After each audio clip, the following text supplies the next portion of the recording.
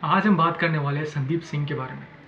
संदीप सिंह जिसको कोई नहीं जानता था, लेकिन सुशांत सिंह के संदिग्ध मौत के बाद ये उनके दोस्त बनकर सामने आते हैं और मीडिया में अपना एक इंटरव्यू देते हैं। हालांकि सुशांत सिंह का जो डेथ है वो डेथ के तुरंत ही बाद ये डिक्लेयर कर दिया गया था कि ये सुसाइड है। सैकड़ों मीडिया कर्मी वहाँ पे खड़े होने के बावजूद वहाँ से कोई भी आकर इस बात को कंफर्म नहीं किया था कि क्या हुआ है, क्या हो रहा है या फिर कैसे हुआ है।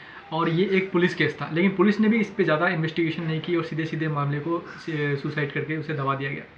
अभी बात यह है कि जितने भी सुशांत के फ़ैन हैं, जो भी जिनके पास इन्फॉर्मेशन, जो फुटेज वगैरह निकल के आई हैं उनकी बॉडी की, उनके उनके डेड बॉडी की, तो लोग चाहते थे कि उनका जो दोस्त है बाहर आकर कुछ बात करेंगे, बताएंगे कि क्या दरअसल हुआ था। तो इस चीज़ का सभी इंतजार कर रहे थे। अराउंड 10 दिन तक मीडिया के सामने या फिर कहीं भी कुछ भी अपना कुछ भी बातें डिस्क्लोज नहीं की। एक बात तो मान लीजिए, संदीप सिंह जो है ये इनको मीडिया फेस करने का नॉलेज नहीं है और ये एक ऐसे व्यक्ति है जो उतने ज़्यादा शातिर नहीं है। तो जब ये मीडिया में आकर अपने मुंह खोलते हैं तो उनके मुंह खोलने से, उनके बिहेवियर से पूरी तरह से पता चल जाता है कि ये जो बोल रहे हैं ये सारी बातें झूठ बोल रहे हैं। जो भी मीडिया को इन्होंने इंटरव्यू दिया, मीडिया तो कहा जाए तो सो कॉल एक बॉलीवुड का पीआर एजेंसी था, बॉलीवुड मसाला या फिर कुछ ऐसे नाम से है। तो उनमें जो ये इंटरव्यू दे रहे हैं, जब हम इनके फेशियल एक्सप्रेशन को देखेंगे और जब भी इनके बॉडी के मूवमेंट्स को देखेंगे या फिर किस किस बात पे अटक रहे हैं, किस किस बात को ये बोल रहे हैं, अगर सही तरह से आप स्टडी करेंगे तो आपको ये पता चलेगा कि ये संदीप सिंह जो बातें बोल रहे हैं वहाँ पे वो पूरे प्लानिंग के हिसाब से बोल रहे हैं। चीज़ों को बोलने से ज़्यादा छुपाने की कोशिश कर रहे हैं और जो जो कुछ बेसिक चीज़ें हैं वही इन्फॉर्मेशन आउट कर रहे हैं और सारी इन्फॉर्मेशन को अपने पास रख रहे हैं। तो बताने, उस इंसिडेंट को बताने के लिए इन्हें सोचना पड़ रहा है। इन्हें मतलब मुंह कितना खोलना है कितना नहीं खोलना है, ये सारी चीज़ें आपको इसके इंटरव्यू में देखने को मिल जाएगी। एकदम से बढ़िया ट्रेनिंग देते हैं।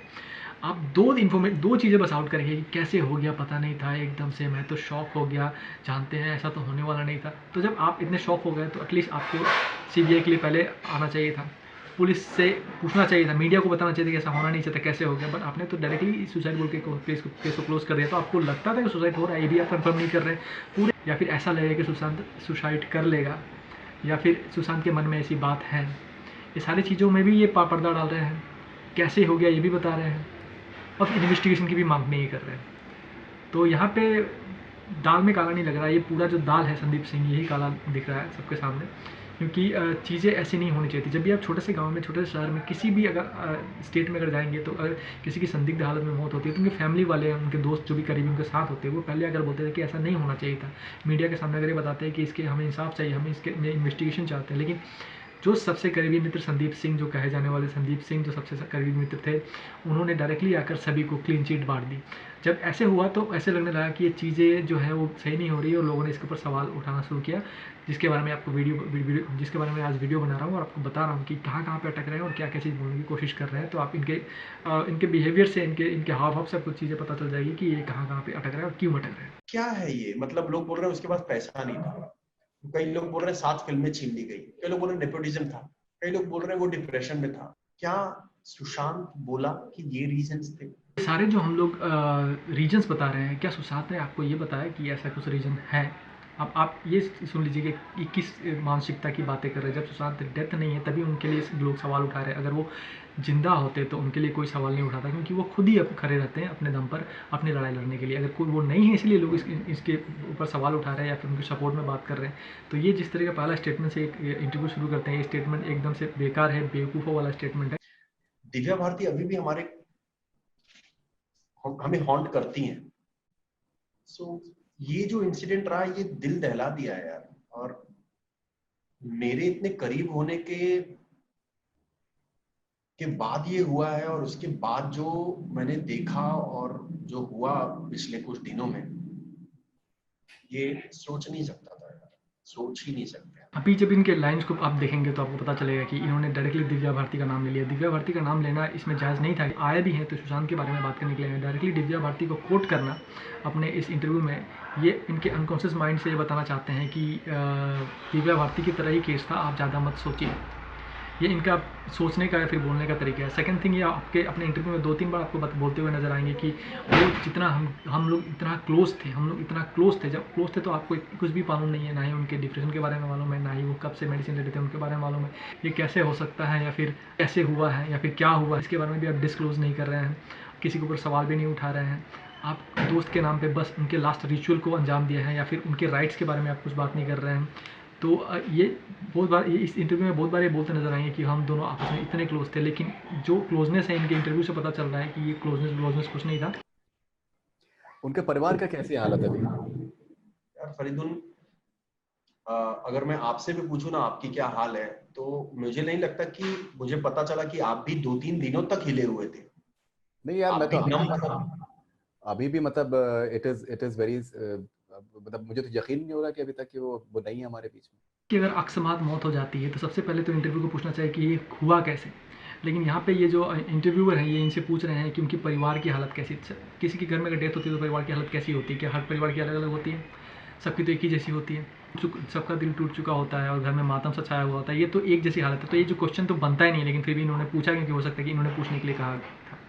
अब जब इन्होंने पूछा तो इनका जवाब सुनिए। जवाब में ये बता रहे हैं कि आपकी हालत कैसी होगी, आप बताइए, आप भी तो सोए नहीं होंगे। ये तो एकदम से समझ लीजिए कि ना ही जो क्वेश्चन सवाल पूछने वालों को ही पता नहीं क्या पूछना है और जवाब देने वालों को ही पता नहीं क्या जवाब देना है। तो ये आप सोच लीजिए, जब भी आप सुशांत के डेथ के बाद आप चाहेंगे कि उनका जो फ्रेंड आकर मीडिया के सामने कुछ बात करे, ये सब बात करेंगे वो लोग।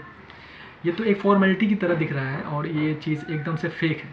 हाँ, क्योंकि आप भी उसके कई बार इंटरव्यू कर चुके हो यार, आपको मालूम है कि सुशांत कैसा था, कितना हंसी खुशी और एक स्माइल।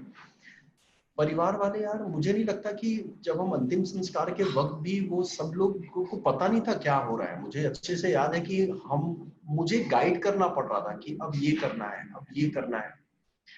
और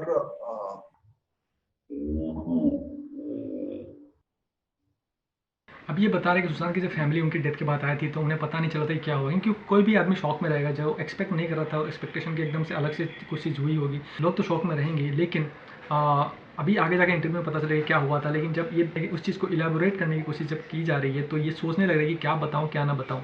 तो ये जो लास्ट वाला जो इनका एक्सप्रेशन था कुछ ऐसे वाला, ये वो एक्सप्रेशन ऐसा ही था कि ये चीज़ सोच रहे कि मैं क्या बताऊँ क्या ना बताऊँ। और जब ऐसा तभी होता है जब आदमी बोलने से ज़्यादा छुपाने की कोशिश करता है। मुझे अभी भी पता है कि मैं जब सुशांत के घर जा रहा था ये न्यूज सुनने के बाद, तो जब तक मैंने देखा नहीं अपनी आंखों से तब तक मुझे विश्वास नहीं हुआ, और जब मैंने देख भी लिया तो भी मुझे लगा कि शायद कुछ गलती हुआ होगा, ये वो नहीं हो सकता। तो बहुत बहुत मुश्किल था यार। और वो बार बार जो एक प्रोसीजर होता है कि ये पेपर पे साइन करना है, ये पहचान दीजिए, अब हम पोस्टमार्टम के लिए जा रहे हैं तो यही चेहरा है, और फैमिली से कोई था नहीं क्योंकि कोई आया नहीं था।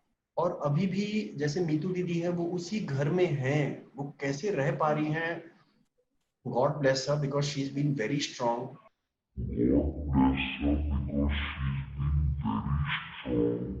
अब ये बता रहे हैं कि जो मीतू दीदी हैं वो अभी भी वही कमरे में रह रही हैं। शी इज़ वेरी स्ट्रॉन्ग, क्योंकि उन्होंने सब झेला है। लेकिन जब वो झेल सकती हैं, इतनी स्ट्रॉन्ग है, तो मीडिया के सामने अपने चेहरे को क्यों छुपा रही थी? वो क्यों नहीं मीडिया के सामने आकर बात कर रही थी कि क्या हुआ है या फिर क्या? क्योंकि वो उनका एक लौता भाई, 4 बहनों के बाद एक भाई की अगर डेथ हो जाती है और मीडिया के सामने अगर उनकी एकमात्र सिस्टर जो उनके साथ रह रही थी वो मीडिया के सामने नहीं आती है। सैकड़ों मीडिया कर्मी सामने घूमते रहते हैं कि मीतू दीदी या फिर संदीप सर कुछ बताइए, लेकिन ये नहीं बता रहे हैं। तो ये जो चीज़ है ये डाइजेस्ट करने लायक नहीं है। कुछ तो बताना चाहिए क्या हुआ था। जो बात है वो पुलिस वाले ही बता रहे हैं, या फिर पुलिस वाले को जिस तरीके से बताया गया बोलने के लिए उसी तरीके से वो बता रहे हैं। और चीज़ें जो मैच नहीं खा रही है तो लोग क्वेश्चन कर रहे हैं और इनको सफाई देना चाहिए था, सफाई देने का इनका हक था, लेकिन इन्होंने बताया नहीं। तो कितनी वो स्ट्रॉन्ग है और कितनी स्ट्रॉन्ग विल्ड है, या फिर संदीप के कहने अनुसार वो काम कर रही थी, ये सारी चीज़ें जब इन्वेस्टिगेशन होगी तो समझ में आएगा। लेकिन जो चीज़ें जो वहाँ पे सुशांत की डेथ के बाद हुई है वो एकदम से अनकॉमन है, ऐसा होता नहीं है, तो बहुत सारे लोगों के शक के दायरे के अंदर डाल देती है। महेश शेट्टी पूरी फैमिली को संभाला है घर पे रह के, और मुझे कूपर हॉस्पिटल पे और शमशान पे पूरा वो देखना पड़ा, क्योंकि फैमिली उसी दिन लैंड की थी जहां आपको पता है फरीदुन, 1:30 बजे उनके डैडी लैंड किए थे और सीधा वहां से वो शमशान घाट पे आए थे। तो हम लोगों ने डिसाइड किया था कि फैमिली हॉस्पिटल नहीं आएगी क्योंकि वो बहुत अलग हो जाता। तो हम लोगों ने डिसाइड किया था कि फैमिली हॉस्पिटल नहीं आएगी क्योंकि वो बहुत अलग हो जाता, बहुत अलग हो जाता, बहुत अलग हो जाता, बहुत अलग हो जाता।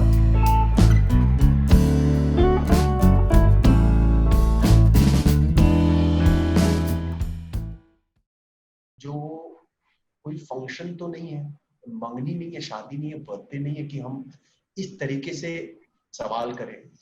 दुख की बात ये है यार कि उसके जाने का लोगों ने तमाशा बना दिया। इस बात का बहुत दुख है। I feel very bad on that part.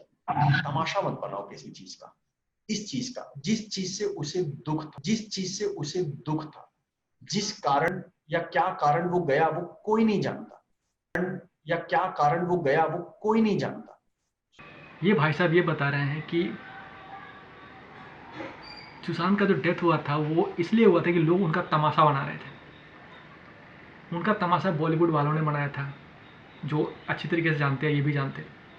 Bollywood के किन किन बैनों ने उनको बैन किया था, किस तरीके से कॉन्ट्रैक्ट में डालकर उन्हें एक तोते की तरह पिंजरे में कैद कर दिया था। और ये पूरा समाज, पूरे देश के लोग, यहाँ तक कि बाहर के विदेश के लोग भी ये जानने लगे हैं। तो ये अभी ये बता रहे हैं कि सुशांत को इस चीज़ का दुख था कि लोग उनका तमाशा ना बनाए। अच्छा, अभी फिर ये और आगे निकल जाते हैं, ये भी बताते हैं कि शायद इसीलिए उन्होंने सुसाइड भी किया, या फिर किस लिए सुसाइड किया इन्हें खुद ही पता नहीं। तो आप इंटरव्यू देने क्यों आए हैं? आप क्यों आए हैं यहाँ पर बैठने के लिए? आप ये बताने के लिए आए हैं कि आपको दुख है। आपको दुख है तो हमें उस दिन ही पता चल गया था। लाखों करोड़ों लोग रास्ते पे निकल कर आ रहे हैं और बात कर रहे हैं इस चीज़ के बारे में कि ऐसा कैसे हो सकता है, और आपने ये भी नहीं बताया कि ये ऐसा कैसे हो सकता है। आपने जस्टिस फॉर सुशांत के बारे में बात ही नहीं की, ना सीबीआई के बारे में बात की। आप उनके घनिष्ठ मित्र हैं, इस पर तो पूरे देश को शक है। लेकिन जब भी आप यहाँ पे आकर ये बात कर रहे हैं कि कैसे हुआ था, मुझे नहीं पता, सामने थे, सब कुछ आपने देखा है, फर्स्ट टू लास्ट चीज़ें आपको पता है, और ये सारे लास्ट चीज़ों को, फ्यूनरल से लेकर सारी चीज़ों को आपने खुद ब खुद अपनी रिस्पॉन्सिबिलिटी पे हैंडल किया है। आप यहाँ पर आकर ये बता रहे हैं कि पता नहीं कैसे हो गया, मतलब मुझे तो नहीं पता। तो ये जो डुअल फेस जो दिख रहा है, ये इनफैक्ट एकदम से विजिबल है सभी के सामने।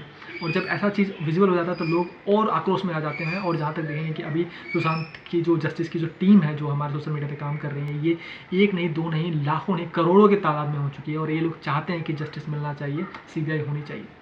Thanks for watching. अगर आपको वीडियो अच्छा लगे तो वीडियो को लाइक कीजिए, शेयर कीजिए। और अगर आपको ये जो वीडियो आपने देखा है, इस वीडियो को और देखना है तो मैं इसका लिंक भी शेयर कर दूंगा, आप चाहे तो उसमें जाकर देख सकते हैं और देख सकते हैं आगे किस तरीके से बात किए जा रहे हैं और कैसे कैसे बातों को गोल गोल घुमा रहे हैं, जो कि एकदम से जेन्युइन नहीं लगता।